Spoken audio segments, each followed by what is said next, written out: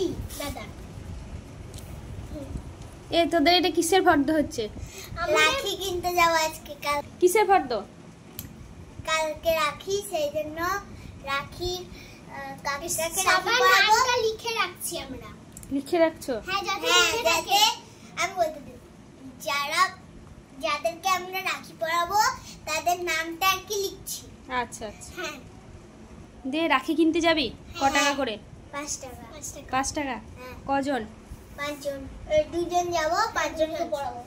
2 জন যাব, 5 জনকে পড়াবো। 5 জনকে? হ্যাঁ। তো 5 টাকা করে 5 জন হলে কত হয়? 25 টাকা। হ্যাঁ। আচ্ছা। এই দেব ভাইকে পড়াবি তো? হ্যাঁ, ওটা আবার বাদ দিলে হয়। চকলেট দেবো, 4 টাকা দামের একটা পেন দিবি। হ্যাঁ। তুই 2 টাকা দিবি, তুই 2 টাকা দিবি। পেন দিবি তুই? আর তোরা কি দিবি ভাইকে? আমরা 1 টাকা দামের 2টা চকলেট কিনে দেব। আর তাহলে ভাই কি দেবে? পেন। ভাই 1 টাকা দামের দেবে নাকি? 4 টাকার। 4 টাকা? খরচ করবো না?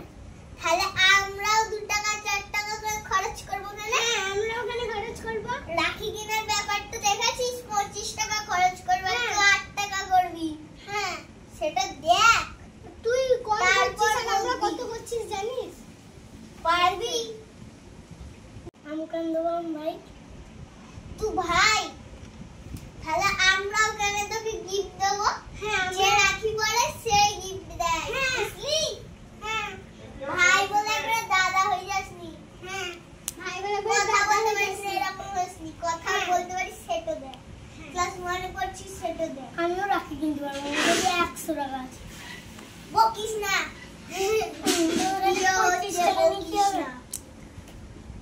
না না, তোকে রাখি পরাবে, ওরাই চকলেট খাওয়াবে রে, দিদিরাই চকলেট খাওয়ায়। হ্যাঁ হ্যাঁ, আমাদের 25 টাকা হচ্ছে আর 4 টাকা নাকি। দেখি কার কার নাম আছে। অনিশ, অগ্নি, অভিলাষ কার নাম? রাজদাদা, ঋষি দাদা। অভিলাষটা কার নাম?